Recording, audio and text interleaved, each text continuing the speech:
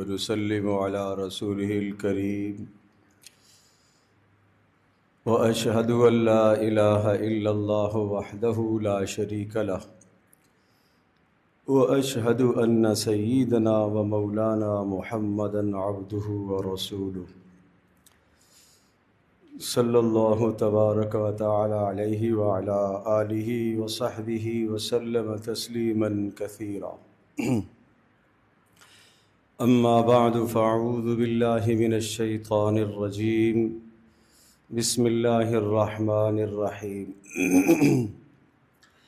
یا ایہا الذین آمنوا استعینوا بالصبر والصلاة ان اللہ مع الصابرین وقال الله عز وجل إن تنصروا الله ينصركم ويثبت أقدامكم وقال الله عز وجل وقال ربكم ادعوني أستجب لكم إن الذين يستكبرون عن عبادتي سيدخلون جهنم داخرين صدق الله مولانا العظيم رب اشرح لي صدري ويسر لي امري واحلل عقدة من لساني يفقهوا قولي اللهم صل على محمد وعلى آل محمد كما صليت على إبراهيم وعلى آل إبراهيم إنك حميد مجيد اللهم بارك على محمد وعلى آل محمد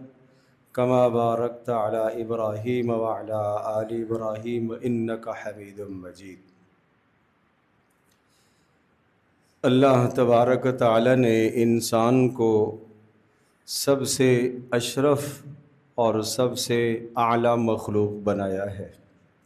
اشرف المخلوقات، مخلوقات میں سب سے اعلیٰ، سب سے افضل، سب سے بہتر اللہ پاک نے انسان کو بنایا، مگر اس کے باوجود سب سے زیادہ کمزور بھی انسان ہی کو بنایا۔ خلق الانسان ضعیفا، انسان کو تو بڑا کمزور بنایا۔ اور ارشاد فرمایا یا ایھا الناس انتم الفقراء الی اللہ واللہ هو الغنی، اے سارے انسانوں تم سب کے سب اللہ کے محتاج۔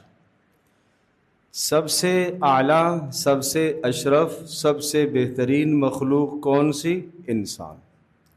مگر مخلوقات میں سب سے کمزور مخلوق بھی کون سی؟ انسان۔ جب یہ دو باتیں ذہن نشین فرما چکے تو اب تیسری بات یہ ہے کہ سب سے زیادہ کمزور اس لیے بنایا تاکہ قدم قدم پر اس انسان کا اللہ سے تعلق قائم رہے۔ یا تو اس دنیا میں کام کرنے کے لیے، زندگی گزارنے کے لیے، یا تو از خود طاقتور ہو اور یا کسی طاقتور کا سہارا انسان حاصل کرے۔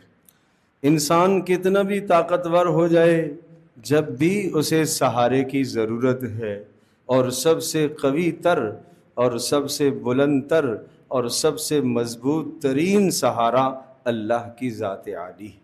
تو انسان کو کمزور اسی لیے بنایا تاکہ یہ اپنے اللہ سے اپنا تعلق قائم کر کے اللہ پاک سے یہ طاقت حاصل کرے، اللہ سے یہ مدد لے سکے، اور اللہ تبارک تعالیٰ کی مدد لمحہ بلمحہ ہر وقت اس کے ساتھ شامل حال رہ سکے۔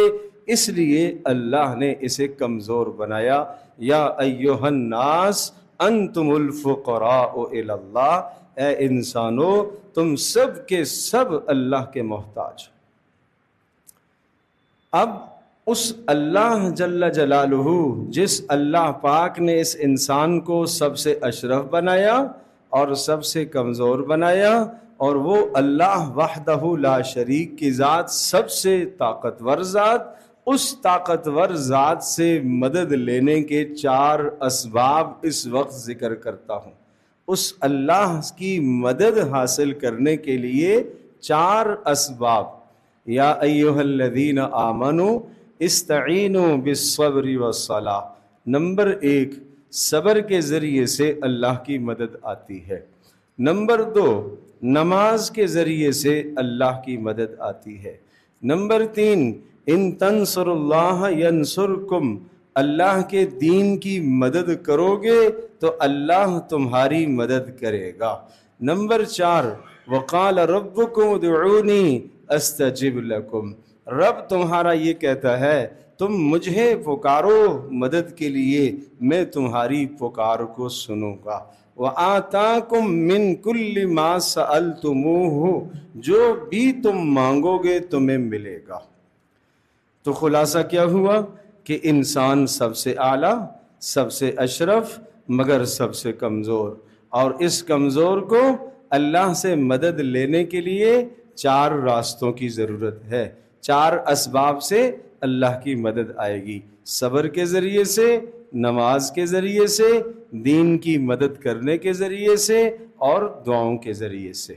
اب ان 4 باتوں کی کچھ تفصیل عرض کرتا ہوں۔ نمبر 1، پہلی بات جو ہم نے ذکر کی کہ اللہ کی مدد آتی ہے صبر کے ذریعے سے۔ اس دنیا میں انسان پر جب مشکل آتی ہے، اور انسان پر کسی بھی طرح کی مشکل آئے، جسمانی بیماری یہ بھی انسان پر ایک مشکل ہے، مالی تکلیف یہ بھی انسان پر ایک مشکل گھڑی ہے، اور اسی طرح سے بیماری آ گئی یہ بھی انسان پر ایک مشکل گھڑی ہے، اور انسان کی زندگی میں کوئی بھی ایسا مشکل مرحلہ آ گیا کہ جس مرحلے کو پار کرنا اس کے بس کی بات نہیں ہے، اس موقع پر اس انسان کو اللہ کی مدد کی ضرورت ہے۔ مگر اللہ کی مدد کیسے آئے گی؟ صبر سے۔ جلد بازی نہ کرے، کسی بھی کام میں جلد بازی نہ کرے۔ اگر تنگ دستی آ گئی، ایک وقت کے کھانے میں کمی آ گئی تو صبر کر لے۔ اس اللہ نے جو کچھ دیا ہوا ہے وہ اللہ تبارک تعالیٰ کا فضل ہے، اللہ کی رحمت ہے، اور جو اللہ نے نہیں دیا، جو اللہ نے لے لیا، یہ اس کی حکمت کا تقاضا ہے۔ اللہ نے اگر رزق کی تنگی میں مبتلا کر دیا، اللہ نے اگر بیماری گھر کے اندر ڈال دی، اللہ نے اولاد کی پریشانی میں مبتلا کر دیا، کسی اور مشکل میں اللہ نے مبتلا کر دیا، تو یہ مشکلات کیا ہیں؟ اللہ کی حکمت کا تقاضا ہے، یہ اس اللہ کی حکمت ہے۔ جو کچھ ملا ہوا ہے یہ اس اللہ پاک کی رحمت کا تقاضا ہے، جو ملا یہ اس کی رحمت ہے، جو چھن گیا، نہ ملا، نکل چکا، یہ اس کی حکمت کا تقاضا ہے۔ اللہ حکیم بھی ہے، اللہ رحیم بھی ہے۔ بندہ اللہ کی 2 صفات کے درمیان میں ہے، اللہ کی صفت حکمت حکیم، اور اللہ کی صفت رحمت رحیم اور رحمان۔ جو بندہ اللہ کی ان 2 بلند ترین صفات کے درمیان میں ہو، وہ کیسے ضائع ہو سکتا ہے؟ اس کا نقصان کیسے ہو سکتا ہے؟ تھوڑا سا صبر کرنے کی ضرورت ہے۔ انبیاء علیہ السلام کے صبر کو اللہ پاک نے قرآن کریم کے اندر ذکر فرمایا۔ رسول اللہ صلی اللہ تعالی علیہ وسلم کو حکم دیا، فاصبر کما صبر اولو العزم، جیسے بلند ترین پیغمبروں نے صبر کیا ہے، اولو العزم پیغمبروں نے صبر کیا، اے پیارے آپ بھی اس طرح سے صبر کیجئے۔ فاصبر علی ما یقولون، لوگ آپ کو گالیاں دے رہے ہیں، لوگ آپ کو برا بلا کہہ رہے ہیں، لوگ آپ کو مجنون اور دیوانہ کہہ رہے ہیں، اس مشکل سے کب آپ نکلیں گے؟ فرمایا آپ صبر کیجیے، آپ جلد بازی نہ کیجیے۔ یہ جو اندر سے پریشانی کے وقت، تکلیف کے وقت، مشکل کے وقت اندر جو غم آئے ہوئے ہیں، افسوس نے جو اندر سے گھیرا ہوا ہے، اور اندر کی جو حسرتیں اٹھتی ہیں مگر وہ پوری نہیں ہو رہی، پوری اسی وقت ہوں گی جب اللہ چاہے گا۔ اللہ کی چاہت کے بغیر، اللہ کے ارادے اور منشا کے بغیر وہ اندر سے اٹھنے والی حسرتیں پوری نہیں ہو سکتی۔ ان تمام حسرتوں کو، اندر سے اٹھنے والے افسوس کو، اور اندر سے اٹھنے والی امنگوں کو، تمناؤں کو کیسے کنٹرول کیا جائے؟ صبر کے ذریعے سے، صبر کے ذریعے سے، صبر کے ذریعے سے۔ انبیاء علیہ السلام کا شیوا ہے صبر کرنا۔ پیارے پیغمبر صلی اللہ تعالی علیہ وسلم کا طریقہ ہے صبر کرنا۔ آپ نے مکی دور میں تکلیفیں دیکھی ہیں، آپ نے مصائب سہے ہیں، پریشانیوں کے اندر آپ نے وقت گزارا ہے، آپ کو جسمانی تنگیاں بھی آئی ہیں، آپ کو مالی تنگیاں بھی آئی ہیں، آپ کو خاندان والوں کی طرف سے تنگیاں بھی آئی ہیں، اور آپ کو خاندان والوں کی باتیں بھی سننا پڑی ہیں، اور آپ کو ہر تکلیف اور مشقت سے گزارا گیا، مگر آپ نے ہمیشہ صبر سے کام لیا، ہمیشہ صبر سے کام لیا، جذباتیت سے نہیں کہ بس ذرا سی تکلیف آئی تو نڈھال ہو کے بیٹھ گئے، مایوس ہو کے بیٹھ گئے، ذرا سی مشکل آئی نڈھال ہو گئے، مایوس ہو گئے، اللہ سے ربط ٹوٹ گیا، اللہ سے تعلق ٹوٹ گیا۔ نہیں، یہ مسلمان کا شیوا نہیں، یہ مسلمان کا طریقہ نہیں ہے۔ مسلمان کا ہر لمحہ بلمحہ اللہ سے تعلق قائم ہونا چاہیے۔ تو اللہ کی مدد کیسے آئے گی؟ صبر سے۔ وَاسْتَعِينُوا بِالصَّبْرِ، اللہ کی مدد حاصل کرو صبر کے ذریعے سے۔ نمبر 2، اللہ کی مدد آئے گی نماز کے ذریعے سے، نماز کے ذریعے سے، نماز پر اللہ کی مدد آئے گی۔ استعینوا بالصبر والصلاۃ، اللہ کی مدد چاہتے ہو تو صبر اختیار کرو، نماز پر آ جاؤ۔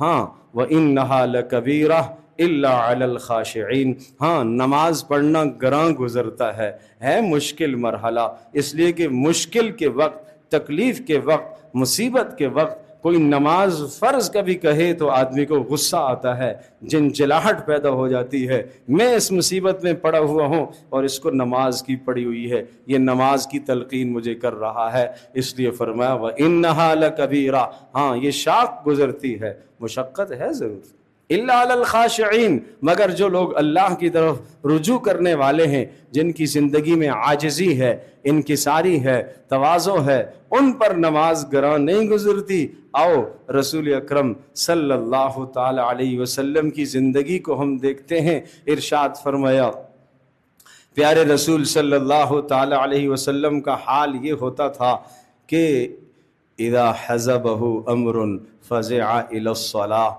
جب بھی کوئی حال پیش آتا تھا آپ نماز کی طرف بھاگتے تھے۔ فزع الی الصلاۃ، آپ نماز کی طرف تیز بھاگتے تھے، تیز بھاگتے تھے۔ آپ غمگین ہیں، غم زدہ ہیں، پریشانی میں مبتلا ہیں۔ حضرت بلال رضی اللہ تعالی عنہ کو آپ کہہ رہے ہیں، بلال قم، اے بلال کھڑے ہو جاؤ، اذان دو، نماز قائم کرو۔ ارحنا یا بلال، بلال ہمیں راحت دو، ہمیں راحت ملے گی، ہماری مشکل دور ہوگی، ہماری پریشانی دور ہوگی، ہمیں سکون ملے گا نماز سے۔ ارحنا یا بلال، بلال ہمیں راحت دو، نماز قائم کرو تاکہ ہمیں راحت ملے۔ یہ ہے رسول اکرم صلی اللہ تعالی علیہ وسلم کی زندگی۔ اب نماز، ایک نماز وہ ہے جو کبھی نماز پڑھتا ہے کبھی نہیں پڑھتا، نمازیں چھوٹتی رہتی ہیں، فرض بھی چھوٹتے ہیں، واجبات بھی چھوٹتے ہیں، سنت مؤکدہ کا بھی تارک ہے، چھوڑ دیتا ہے۔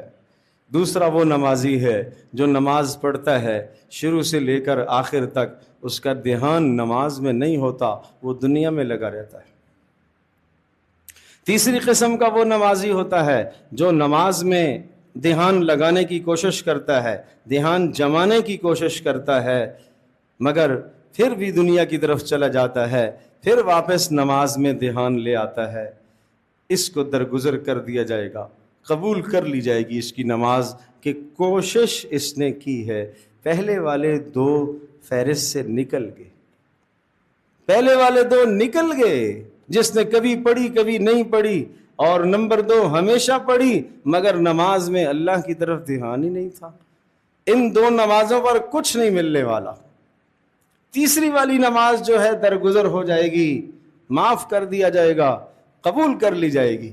چوتھی نماز وہ ہے جو شروع سے لے کر آخر تک ایسی خوبصورت نماز ہو، ایک لمحہ بھی اللہ سے دھیان نہ ہٹے، یا آخری درجہ کم از کم یہ ہے قیام میں کھڑا ہو تو 1 بار 3 بار اللہ کی طرف دھیان جائے میں اللہ کے سامنے کھڑا ہوں، رکوع میں آئے ایک بار کم از کم دھیان آ جائے کہ میں اللہ کے سامنے جھکا ہوا ہوں، سجدے میں آئے کم از کم ایک مرتبہ دھیان تو آ جائے میں اللہ کے سامنے سجدہ کر رہا ہوں، اتحیات میں کم از کم ایک مرتبہ تو دھیان آ جائے، ہر رکن میں ایک ایک مرتبہ یہ خیال اور یہ دھیان پیدا ہو جائے کہ میں اللہ کے سامنے کھڑا ہوں، اس نماز پر اللہ کی مدد آئے گی، اس نماز پر اللہ کی مدد آئے گی۔ اور پانچویں نماز وہ ہے جس کو پیارے رسول صلی اللہ علیہ وسلم نے فرمایا نماز تو میری آنکھوں کی ٹھنڈک ہے۔ وہ ایسے جس طرح سے انسان کو دنیا میں اچھی چیز کھا کر اچھی چیز پی کر آدمی کو سکون آتا ہے، اچھی بات سن کر آدمی کو سکون آتا ہے، آدمی اپنے گھر میں جاتا ہے، چھوٹے چھوٹے بچے ہیں، آدمی کے بچے ہیں، پوتے ہیں، پوتیاں ہیں، نواسے ہیں، نواسیاں ہیں، ان کو اپنے سینے سے چمٹاتا ہے تو یہ بچے کیا ہیں؟ یہ آنکھوں کی ٹھنڈک ہے، سارے غم چھٹ جاتے ہیں، اور گھر میں ان بچوں کی چلت پھرت دیکھتے ہوئے سارے غم چھٹ جاتے ہیں، راحت مل رہی ہے، کہاں سے؟ گھر میں چھوٹے چھوٹے بچوں سے۔ یہ قرۃ اعین، یہ آنکھوں کی ٹھنڈک ہے۔ پیارے رسول صلی اللہ علیہ وسلم نے فرمایا کہ نماز میں تو میری آنکھوں کی ٹھنڈک ہے۔ یہ ہے پانچویں درجے کی نماز۔ 5 نمازیں میں نے آپ کو بتائی۔ نمبر 1، وہ نمازی جو کبھی نماز پڑھتا ہے کبھی نہیں پڑھتا، پکڑا جائے گا، عذاب ہوگا۔ نمبر 2، وہ نمازی جو ہمیشہ پڑھتا تو ہے مگر نماز سے بیچارہ غافل ہے، شروع سے لے کر آخر تک ایک بار بھی اس کا دھیان نماز کی طرف نہیں گیا، یہ بھی پکڑا جائے گا۔ نمبر 3، وہ نمازی جو نماز میں کوشش کرتا ہے، دھیان اللہ کی طرف جمانے کی کوشش کرتا ہے، کبھی باہر نکل جاتا ہے، کبھی پھر آ جاتا ہے، بس درگزر کر دیا جائے گا، قبول کر لی جائے گی۔ اور چوتھا وہ نمازی کہ ہمیشہ نماز کے دوران اس کا دل اللہ ہی کی طرف لگا رہے، یا کم از کم ہر رکن میں ایک مرتبہ اللہ کی طرف اس کا دھیان جمع رہے۔ اور پانچواں وہ نمازی ہے کہ جس کے بارے میں کہا کہ نماز میری آنکھوں کی ٹھنڈک ہے۔ یہ آخری والی نمبر 4 اور نمبر 5، یہ جو 2 نمازیں ہیں، ان نمازوں پر اللہ کی مدد آتی ہے، باقی پیچھے والی 3 نمازوں پر اللہ کی مدد نہیں آتی۔ اب دیکھ لیں کہ ہماری کون سی نماز ہے۔ اب سوچیں کہ ہماری کون سی نماز ہے۔ علامہ ابن کثیر رحمۃ اللہ علیہ نے ایک واقعہ نقل فرمایا ہے، ارشاد فرماتے ہیں کہ ایک شخص کا کام تھا کہ وہ لوگوں کے مال منتقل کیا کرتا تھا۔ اس نے ایک خچر رکھا ہوا تھا بڑا طاقتور، اور اس پر لوگوں کے سامان اٹھا کر ایک شہر سے دوسرے شہر میں منتقل کیا کرتا تھا۔ جیسے آج کل کے زمانے میں کرائے پر گاڑیاں ملتی ہیں اور آپ کو جناب سوزوکی مل جاتی ہے، بڑی گاڑی ٹریلا ٹرک مل جاتا ہے۔ اس زمانے میں بار بردار یہ جانور ہوا کرتے تھے، ان جانوروں سے لوگ فائدہ اٹھایا کرتے تھے۔ تو اس کا کام یہ تھا کہ جناب وہ لوگوں کے سامان دوسرے شہر میں منتقل کرتا تھا۔ اسے ایک ڈاکو مل گیا اور اس نے اس کو سامان لدوایا کہ یہ میرا سامان لے کر جانا ہے فلاں شہر میں۔ ٹھیک ہے جی، پیسے طے ہو گئے۔ جاتے جاتے اس ڈاکو نے یہ کہا کہ ایک راستہ مجھے معلوم ہے، وہ مختصر والا راستہ ہے، ہم جلدی پہنچ جائیں گے، اس راستے سے چلو۔ اس شخص نے یہ کہا مجھے یہ راستہ تو معلوم نہیں ہے، آپ کہتے ہو تو آپ کے کہنے پر چلتا ہوں۔ بہرحال وہ بیچارہ اس کے کہنے پر چل پڑا۔ وہ ڈاکو اس کو ایک بیابان میں لے گیا اور بیابان میں لے جا کر اپنے سواری سے نیچے اترا اور اس سے یہ کہا کہ اپنا سارا مال بھی یہاں چھوڑو، جانور خچر بھی ادھر چھوڑو، اور تجھے بھی قتل کروں گا۔ اس نے بڑی زاری کی، اس نے کہا کہ اللہ کے بندے، اگر میرا مال لینا چاہتے ہو تو لے لو، اور جناب جانور لینا چاہتے ہو تو یہ لے لو، مجھے کیوں قتل کر رہے ہو؟ اس نے کہا نہیں، تو جو بھی کچھ کہہ، تیری جان نہیں بچے گی، تجھے بھی ماروں گا۔ اس نے کہا اچھا بھائی، اگر مجھے بھی مارنا ہی ہے تو مجھے 2 رکعت نماز نفل تو پڑھنے دو، میں آخری نماز پڑھ لوں۔ اللہ اکبر، اللہ اکبر۔ اس بیابان میں اور جنگل میں سوائے اللہ کے کون مددگار ہو سکتا ہے؟ یہ نماز کے لیے نیت باندھتا ہے، اللہ اکبر، سورۃ الفاتحہ پڑھتا ہے، سورۃ الفاتحہ پڑھ لینے کے بعد بے ساختہ اس کی زبان پر یہ آیت آتی ہے، امن یجیب المضطر اذا دعاہ یکشف السوء، امن یجیب المضطر اذا دعاہ، کون ہے بھلا وہ ذات، کون ہے اللہ کے سوا جو مضطر، پریشان زدہ، مصیبت زدہ، سخت غم میں، سخت تکلیف میں مبتلا شخص کی مدد اس اللہ کے سوا کون کر سکتا ہے؟ امن یجیب المضطر اذا دعاہ ویکشف السوء، اور کون ہے جو اس سے تکلیف کو ہٹائے گا، پریشانی کو دور کرے گا، سوائے اللہ کے کون کر سکتا ہے؟ اِلٰہٌ مع اللہ، کیا اللہ کے ساتھ کوئی اور ہے یہاں پر؟ کوئی نہیں ہے۔ یہ آیت اس نے پڑھی، دیکھتے ہی دیکھتا ہے ایک خوبصورت سفید لباس میں ایک شاہ سوار آتا ہے، گھوڑے پر سوار، اور اس کے ہاتھ میں ایک خنجر ہے، اور خنجر سیدھا آ کے اس ڈاکو کے سینے کے اندر اس نے خنجر کھونپا اور اس کو قتل کر دیا۔ بس اتنا کام کر کے وہ واپس بھاگتا ہے اور واپس جاتا ہے۔ اس نے سلام پھیرا اور سلام پھیر کر اس کے پیچھے جاتا ہے، تو کون ہے، تو کہاں سے آیا ہے؟ پہلے تو اس نے نہیں بتایا، اصرار پر اس نے بتایا، میں چوتھے آسمان کا فرشتہ ہوں، اللہ نے تیری مدد کے لیے مجھے بھیجا ہے۔ یہ ہے نماز، یہ ہے نماز۔ جب انسان کا دنیا سے ربط کٹ جائے، سب سے تعلق ٹوٹ جائے، اور پھر صرف بندہ اور اس کا اللہ ہو، امن یجیب المضطر اذا دعا۔ مگر مشکل یہ ہے کہ ہم نماز کے دوران بھی، سجدے کے دوران بھی، رکوع کے دوران بھی ہمارا خیال کسی اور کی طرف ہی ہوتا ہے۔ نماز سے سلام پھیرنے کے بعد اس کو فون کروں گا، اس کو فون کروں گا، اس کے پاس جاؤں گا، اس کے پاس جاؤں گا، یہ کروں گا، وہ کروں گا۔ اللہ یہ نہیں چاہتا بھائی، اللہ یہ چاہتا ہے میرے ساتھ کسی کو شریک نہ ٹھہراؤ، میرے پاس اکیلے ہو کے آؤ، تنہا مجھے ہی پکارو، تنہا مجھے ہی پکارو، مجھے ہی پکارو، میں تمہاری مدد کروں گا۔ تو عرض یہ کر رہا تھا، نماز سے اللہ کی مدد آتی ہے، نماز سے اللہ کی مدد آتی ہے۔ نمبر 3، ان تنصر اللہ ینصرکم ویثبت اقدامکم، تم اللہ کی مدد کرو، اللہ تمہاری مدد کرے گا۔ تم اللہ کی مدد پر آ جاؤ، اللہ تمہاری مدد کو پہنچے گا۔ آپ دنیا میں نہیں دیکھتے ہو، دنیا میں آپ کسی کے ساتھ بھلا کریں، کسی کے ساتھ احسان کریں، اگر وہ وفادار انسان ہوا، کریم انسان ہوا، شریف انسان ہوا، تو جب آپ نے اس کی مدد کی تو وہ بھی مشکل میں آپ کی طرف بڑھے گا، ہاتھ بڑھائے گا۔ بھلا اللہ سے کوئی زیادہ کریم ہو سکتا ہے؟ اللہ سے زیادہ کوئی وفا کرنے والا ہو سکتا ہے؟ اللہ کو تو میری مدد کی ضرورت نہیں، اللہ کے دین کو میری مدد کی ضرورت نہیں، لیکن اللہ تبارک و تعالیٰ دیکھنا چاہتا ہے کہ میرا بندہ میرے سے کتنا جڑتا ہے، کتنا تعلق قائم کرتا ہے۔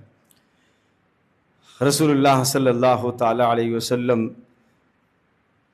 کے جان نثار صحابی حضرت عبداللہ بن عباس رضی اللہ عنہما، آپ کے چچا کے بیٹے، بے پناہ آپ سے محبت کرنے والے، بے پناہ رسول اللہ صلی اللہ علیہ وسلم کو بھی اپنے اس جوان سے محبت ہے، چچا کے بیٹے سے محبت ہے، رسول اللہ صلی اللہ علیہ وسلم کی تربیت میں ہیں۔ فرماتے ہیں میں رسول اللہ صلی اللہ علیہ وسلم کے ساتھ سواری میں سوار تھا، آپ علیہ الصلوۃ والسلام نے مجھے ارشاد فرمایا، بیٹا یاد رکھنا، احفظ اللہ یحفظک،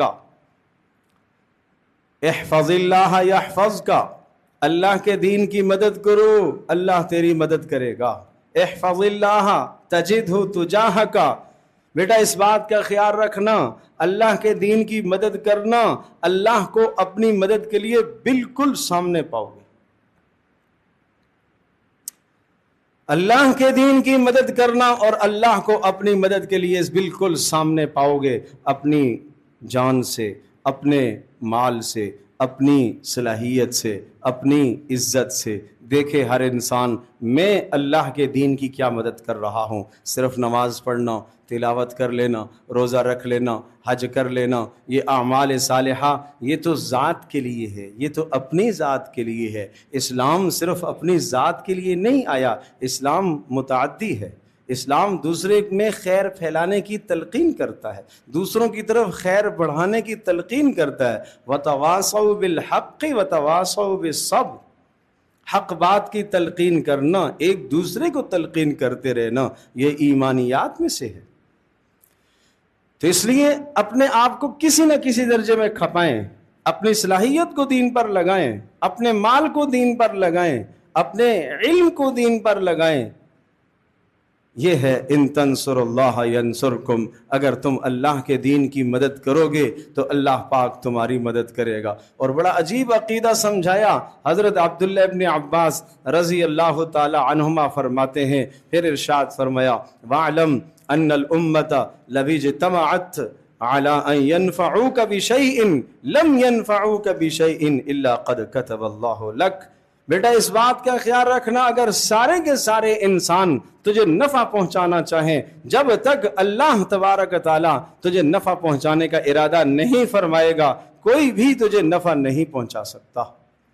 وَاعْلَمْ أَنَّ الْأُمَّةَ لَوِ اجْتَمَعُوا عَلَىٰ أَن يَضُرُّوكَ بِشَيْءٍ، اس بات کا بھی خیال رکھنا، عقیدہ رکھنا، اگر سارے کے سارے انسان تجھے نقصان پہنچانا چاہیں، جب تک اللہ اس نقصان کا ارادہ نہیں کرے گا تجھے کوئی بھی نقصان نہیں پہنچا سکتا۔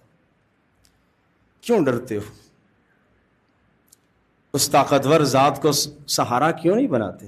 اس اللہ پاک جو قوی ذات ہے، جو قادر ہے، جو قدیر ہے، جو مقتدر ہے، جو عزیز ہے، اس قادر ذات کو، اس قوی ذات کو، اس عزیز ذات کو، اس مقتدر ذات کو، اس اللہ وحدہ لا شریک کو اپنا معین اور اپنا مددگار بناؤ، اس کی مدد لمحہ بلمحہ حاصل کرو۔